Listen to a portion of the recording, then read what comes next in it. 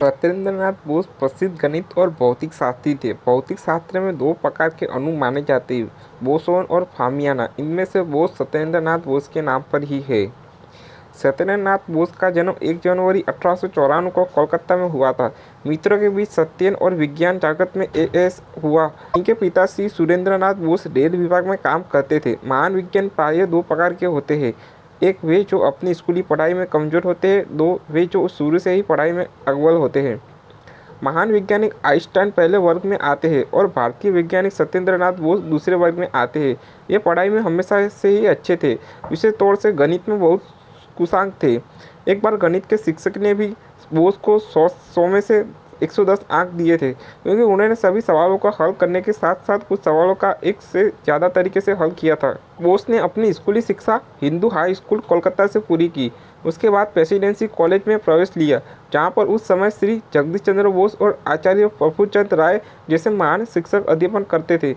सत्येंद्रनाथ बोस ने सन 1913 में बीएससी और सन 1915 में एमएससी प्रथम श्रेणी में उत्तीर्ण किया। मेघनाथ शाह और प्रशांत चंद्र महान लोहिया बोस के सहपाठी थे। मेघनाथ शाह और सत्येंद्रनाथ बोस ने बीएससी तथा एमएससी पढ़ाई साथ में की। बोस सदैव कक्षा में प्रथम स्थान पर और शाह द्वितीय स्थान पर रहते थे। उस समय भारत में विश्वविद्यालय और कॉलेज बहुत कम होते थे।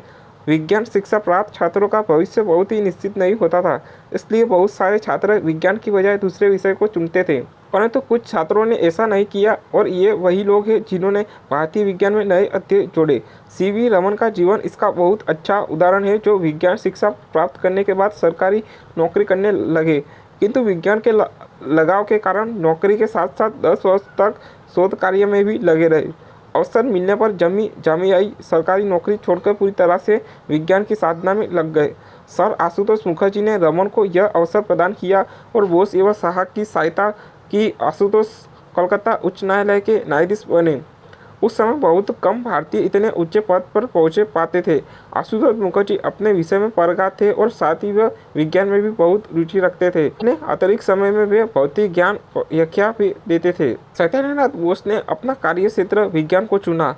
जब बोस और शाह कोलकाता विश्वविद्यालय में पढ़ते थे, उस समय बोस ने सोचा कि विज्ञान में कुछ नया करना चाहिए। बोस और शाह ने निश्चय किया कि पढ़ने के साथ साथ कुछ समय शोध कार्य में भी लगाए जाए। शोध के लिए नए नए विचारों की आवश्यकता होती है, इसलिए बोस ने गिब्बस और प्लांक की पुस्तकें पढ़ना शुरू की। उस समय विज्ञान सामग्री अधिकांश फ्रांसीसी या जर्मन भाषा में होती थी। अंततः व्यक्ति को इन भाषाओं का ज्ञान होना आवश्यक था। बोस ने इन भाषाओं को न केवल बहुत जल्दी सीखा, बल्कि उन्होंने इस भाषाओं में लिखी कविताओं का बांग्ला भाषा में अनुवाद भी करना प्रारंभ कर दिया था। कोलकाता विश्वविद्यालय के पुस्तकालय में विज्ञान के नए विषयों पर लिखी पुस्तकें नहीं थी। बोस और शाह को डॉक्टर वू के विषय में पता चला, जिनके पास ने पुस्तक भी। डॉक्टर वू ऑस्ट्रिया के निवासी थे। उनका विषय जीव विज्ञान था। ऑस्ट्रेलिया में स्वास्थ्य खराब रहने के कारण से चिकित्सक ने उन्हें परामर्श दिया ऐसी जगह जाकर रहे जहाँ का मौसम गर्म हो। इसलिए भारतीय पौधों का अध्ययन करने के लिए डॉक्टर वू भारत आ गए थे। कोलकाता में रहते हुए डॉक्टर ब्रह्मा का विवाह हो गया और जीवो प्रजाना के लिए नौकरी उनकी आवश्यकता हो गई। इस प्रकार वे बंगाल कॉलेज में शिक्षक बन गए। डॉक्टर बुआ का विषय वनस्पति विज्ञान था, किंतु वह भौतिक पढ़ने का कार्य अच्छी तरह से करते थे। डॉक्टर बुआ के पास बहुत सारी अच्छी पुस्तकें थी जो बोस और शाह ने पढ़ने के लिए उनसे प्राप्त की थी। बोस का मानना था कि यदि किसी विषय का अध्ययन करना है तो उसके मूल तक जाना आवश्यक है, अतः विषय विशेषताओं द्वारा किए गए कार्य का अध्ययन करना। बोस इन पुस्तकों को स्वयं तो पढ़ने में समर्थ थे, क्योंकि उस समय अधिकांश शोध कार्य जर्मन और फ्रांसीसी भाषाओं में ही उपलब्ध रहते थे। परंतु दूसरों के फायदे के लिए जिन्हें इन भाषाओं का ज्ञान नहीं था, बोस ने कुछ महत्वपूर्ण शोध पत्रों को अंग्रेजी में अनुवाद करने का निश्चय किया। विषय और भाषा सीखने का यह एक अच्छा तरीका था। बोस ने स्पेशता सिद्धांत के शोध पत्रों का अनुवाद प्रारंभ किया, जिन्हें बाद में आइंस्टाइन ने जिन्होंने शोध पत्र जर्मन भाषा में लिखे थे। अंग्रेजी में अनुवाद करने का अधिकार इंग्लैंड में मैथ्यूइन को दिया था। जब मैथ्यूइन को इस बात का पता चला तो उन्होंने इस प्रकाशन को रोकने का प्रयास किया। भाग्यवश आइंस्टाइन ने मध्यस्थता करते हुए कहा कि उन्हें कोई आपत्ति नहीं है। बोस पढ़ने और अनुवाद के अलावा समस्या को हल ढूंढने में व्यस्त रहते हैं। एक साल के अंदर ही बोस और साहा ने एक शोध पत्र लिखा जो इंग्लैंड के प्रसिद्ध जर्नल फिलोसॉफिकल मैगजीन में प्रकाशित हुआ। सन 1919 में बोस के 2 शोध पत्र bulletin of the Kolkata mathematical society में और सन 1920 में फिलोसॉफिकल मैगजीन में प्रकाशित हुए। इसमें कोई संदेह नहीं कि वह सब अच्छा कार्य था, परंतु ऐसा भी नहीं था जिससे पूरी दुनिया चकित हो जाए। सत्येंद्रनाथ बोस ललित कला और संगीत प्रेमी थे। बोस के मित्र बताते हैं कि उनके कमरे में किताबों, आइंस्टीन, रमन आदि वैज्ञानिक के चित्र के अलावा एक वाद्य यंत्र यशराजा हमेशा रहता था। बोस यशराज और बांसुरी बजाया करते थे, परंतु यशराज तो किसी विशेष की तरह बजाते थे। बोस के संगीत प्रेम का दायरा लोक संगीत, भारतीय संगीत से लेकर पाश्चात्य संगीत तक फैला हुआ था। वो दुर्गाचाटी दास बोस के मित्र थे। जब वो 10 भारतीय संगीत पर पुस्तक लिख रहे थे तब बोस ने उन्हें काफ़ी सुझाव दिए थे। प्रो दास के अनुसार बोस यदि वैज्ञानिक नहीं होते तो वह एक संगीत गुरु होते। सन 1921 में ढाका विश्वविद्यालय की स्थापना हुई। कुलपति डॉक्टर हार्टोंग ढाका विश्वविद्यालय में अच्छे विभाग की स्थापना करना चाहते थे। उन्होंने भौतिकी विभाग में रीडर पद के लिए सत्येंद्रनाथ बोस को चुना। सन 1924 में शाह ढाका आए जो कि उनका गृहनगर था और अपने मित्र बोस से भेंट की। बोस ने शाह को बताया कि वह कक्षा में प्लग के विकिरण नियम को पढ़ रहे हैं, परंतु इस नियम के लिए पुस्तकों में दी गई व्युत्पत्ति से वह सहमत नहीं है। इस पर शाह ने आइंस्टाइन और प्लग के द्वारा हाल ही में किए गए कार्यों के प्रति बोस का ध्यान आकर्षित किया। बोस ने वर्ष 1924 की शुरुआत में ढाका विश्वविद्यालय में 2 वर्ष में अवकाश के लिए आवेदन किया था ताकि वे यूरोप जाकर नवीनतम विकास कार्य की जानकारी ले सके, परंतु महीनों तक ढाका विश्वविद्यालय से कोई उत्तर नहीं आया और इसी दौरान बोस ने अपना सबसे प्रसिद्ध शोध पत्र लिखा जो उन्होंने आइंस्टाइन को भेजा था और उनसे प्रशंसा पत्र भी प्राप्त किया था। आइंस्टाइन जैसे महान वैज्ञानिक के प्रशंसा प्राप्त करना ही अपने आप में बड़ी बात थी। जब बोस ने यह प्रशंसा पत्र विश्वविद्यालय के कुलपति को दिखाया तब कहीं बोस को 2 वर्ष के अवकाश की अनुमति मिली। यूरोप में लगभग 2 वर्ष रहने के बाद सन 1926 में बोस ढाका विश्वविद्यालय वापस लौट आए। ढाका लौटने के पश्चात बोस ने उनके कुछ साथियों ने ढाका विश्वविद्यालय में प्रोफेसर के पद के लिए आवेदन करना हेतु प्रेरित किया, किंतु प्रोफेसर के लिए पीएचडी होना आवश्यक थी और बोस केवल स्नातकोत्तर थे। उनके मित्रों ने कहा कि आपका चिंता नहीं करना चाहिए क्योंकि अब आप विकसित हो। आइंस्टाइन को भी जानते हैं, आप आइंस्टाइन से एक प्रशंसा पत्र ले लीजिए। आइंस्टाइन ने तुरंत प्रशंसा पत्र दे दिया, परंतु उन्हें इस बात पर बड़ा आश्चर्य हुआ कि भारत में व्यक्ति को दूसरे द्वारा किए गए काम के बजाय डिग्री के आधार पर नौकरी मिलती है। बोस ने अपने तरीके से प्लग के नियम की नई प्रयोगता दी। बोस के इस तरीके ने भौतिक विज्ञान को एक बिल्कुल ही नई अवधारणा से परिचित कराया। बोस ने इस शोध पत्र को फिलोसॉफिकल मैगजीन में प्रकाशन के लिए भेजा, परंतु इस बार उनके शोध पत्र को अस्वीकार कर दिया गया, जिससे बोस हतोत्साहित हुए क्योंकि उनका मानना था कि यह व्युत्पत्ति उनके पहले कार्य के कहीं ज़्यादा तर्कित थी। फिर बोस ने साहसिक निर्णय लिया। उन्होंने इस शोध पत्र को आइंस्टाइन के पास बर्लिन भेजा इस अनुरोध के साथ कि वे इस शोध पत्र को पढ़ें और अपनी टिप्पणी दें और यदि इसे प्रकाशन योग्य समझे तो जर्मन जर्नल में प्रकाशन की व्यवस्था करें। इस शोध पत्र को आइंस्टाइन ने स्वयं जर्मन भाषा में अनुदित किया था। अपनी टिप्पणी के साथ अगस्त 1924 में प्रकाशित करवाया। आइंस्टाइन ने इस शोध पत्र के संबंध में एक पोस्ट कार्ड भी भेजा था जो बोस के लिए बहुत अधिक उपयोगी सिद्ध हुआ। ग्रहों और उनके संबंधों को समझने के लिए न्यूटन के गुरुत्वाकर्षण सिद्धांत की आवश्यकता होती है। उसके अनुसार संसार की हर वस्तु अपने आसपास पाई जाने वाली दूसरी वस्तु को अपनी ओर आकर्षित करती है। जैसे सूर्य ग्रहों, पृथ्वी, चंद्रमा को यह सिद्धांत ज़्यादातर जगहों पर तो लागू होता है, लेकिन बहुत सी ऐसी जगह है जहाँ पर यह काम नहीं आता। यदि हम गैसों के अणुओं की गति की बात करें तो वह पर यह नियम असह्य हो जाता है। गैसों में असंख्य प्रकार के अणु पाए जाते हैं जो सदैव गतिशील रहते हैं। इनकी गतिशीलता का गैस के दाब और ताप से एक खास संबंध होता है। गैसों के इन अणुओं की गति को समझने के लिए गणित के औसत के नियम का सहारा लिया जाता है। इसे समझने के लिए मैक्सवेल और वोल्टाजेमन ने जिस गणितीय सिद्धांत की व्युत्पत्ति की है उसे संख्या के नाम से जाना जाता है। संख्या की औसत के गणित की बात करती है। आधुनिक भौतिक विज्ञान में इसकी आवश्यकता कदम कदम पर पाई जाती है। मैक्सवेल तथा वोल्टाजेमन द्वारा आविष्कृत के नियम तब तक सही से काम करते हैं जब तक वैज्ञानिकों से परमाणुओं के बारे में जानकारी थी। लेकिन जैसे ही वैज्ञानिकों को यह पता चला कि परमाणु के भीतर भी अनेक प्रकार के परमाणु कण पाए जाते हैं और उनकी गतियाँ बहुत अनोखी होती है, उनका यह नियम फेल हो गया। ऐसे में डॉक्टर सत्येंद्रनाथ बोस ने नए नियमों की खोज की जो आगे चलकर बोस-आइंस्टाइन सांख्यिकी नाम से जाने गए। इस नियम के सामने आने के बाद वैज्ञानिकों ने परमाणु कणों का गहन अध्ययन किया और पाया कि मुख्य रूप से दो प्रकार के होते हैं। इनमें से एक का नामकरण डॉक्टर बोस के नाम पर बोसोन रखा गया और दूसरे का नाम प्रसिद्ध वैज्ञानिक एनरिक फर्मी के नाम पर फर्मिऑन, जिसे व्यक्ति के मत को आइंस्टाइन जैसे वैज्ञानिकों ने न सिर्फ स्वीकार किया बल्कि उसके साथ अपना नाम भी जोड़ा। उस व्यक्ति को नोबेल पुरस्कार न मिलना काफ़ी सवाल खड़े करता था। यह बात इसलिए भी महत्वपूर्ण है कि ज़्यादातर वैज्ञानिक का मानना है कि भौतिक विज्ञान पर जितना असर बोस-आइंस्टाइन सांख्यिकी के पड़ा है उतना असर तो शायद आने वाले समय में हिग्स बोसोन का भी ना होता। अक्टूबर 1924 में सत्येंद्रनाथ यूरोप पहुंचे। बोस पहले एक वर्ष पेरिस में रहे। फ्रांस में रहते हुए बोस ने सोचा कि क्यों ना रेडियोधर्मिता के बारे में मैडम क्यूरी से तथा मोरिस डी ब्रोगली के साथ एक्सरे के बारे में कुछ सीखा जाए। मैडम क्यूरी की प्रयोगशाला में बोस ने कुछ जटिल गणितीय गणना तो की, परंतु रेडियोधर्मिता के अध्ययन का सपना अधूरा रह गया। मोरिस डी ब्रोगली के साथ बोस का अनुभव अच्छा रहा। ब्रोगली से इन्होंने एक्सरे की नई तकनीकों के बारे में सीखा। अक्टूबर 1925 में बोस ने बर्लिन जाने का विचार बनाया जिससे वे अपने मास्टर से मिल सके। बोस आइंस्टाइन को मास्टर कहकर संबोधित करते थे। वास्तव में बोस आइंस्टाइन के साथ काम करना चाहते थे। जब बोस बर्लिन पहुंचे तो उन्हें निराशा हुई क्योंकि आइंस्टाइन शहर से बाहर गए थे। कुछ समय के बाद आइंस्टाइन वापस आए और बोस से मुलाकात की। बोस के शब्दों में यह एक दिलचस्प मुलाकात थी। उन्होंने सभी तरह के प्रश्न पूछे जैसे आपको एक नई सांख्यिकी का विचार कैसे आया और इसका क्या महत्व है आदि।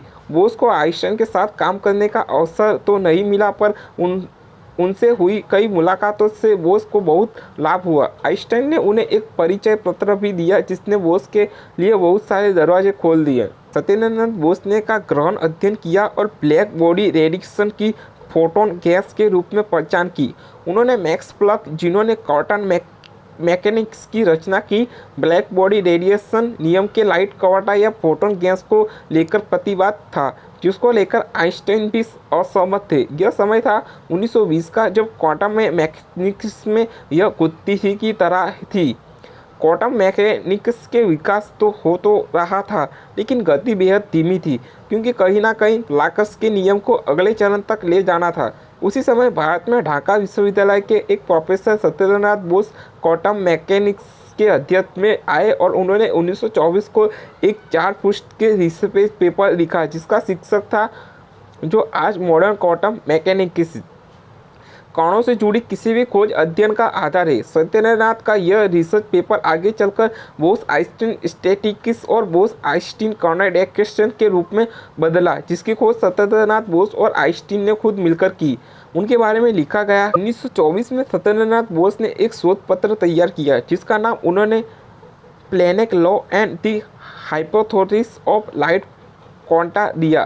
वैज्ञानिक परिभाषा में कहे तो Bose derived Planck quantum radiation law without any reference to classical physics by using a novel way of counting states with identical particles। साधारण तौर पर कहे तो बोस ने अपने तरीके से प्लैंक के नियम की नवी युक्ति दी। बोस के इस तरीके ने भौतिक विज्ञान को एक बिल्कुल ही नई अवधारणा से परिचित कराया।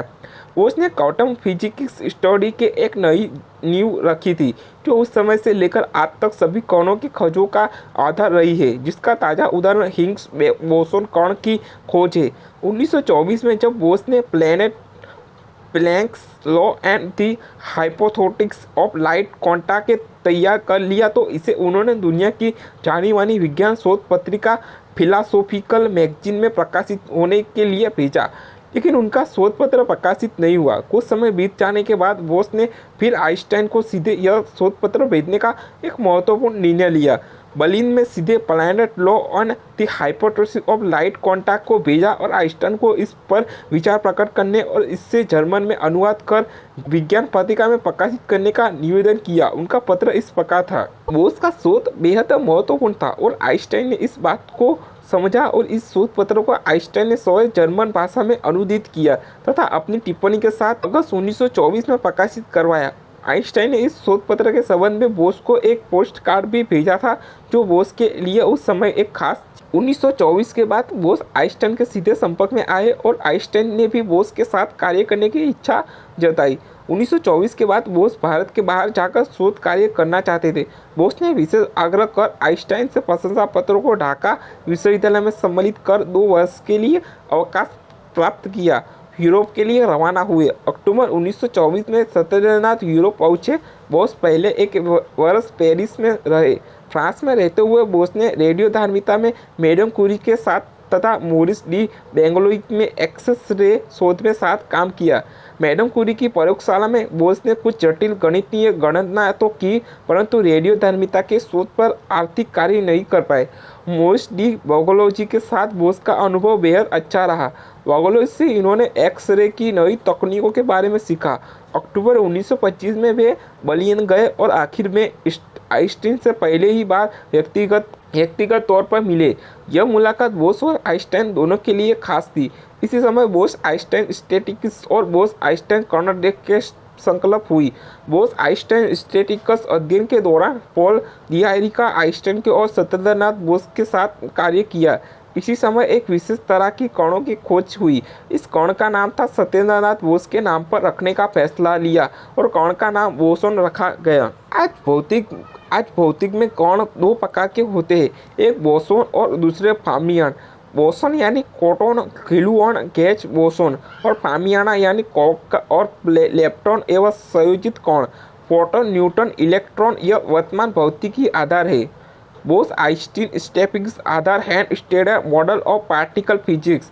वर्तमान में जो भी अणु भौतिक से जुड़े हैं सभी की सभी शोधों का आधार कहीं ना कहीं बोस है। आइंस्टीन सांख्यिकी है। एक वैज्ञानिक ने बोस के भौतिक स्थान में के बारे में कहा है, you don't know who is वो, half the practicals in the universe of him. Bose सन 1926 से 1945 तक ढाका में रहे परंतु शोध पत्रों का प्रकाशन क्रम पहले ही की भर्ती नहीं रहा।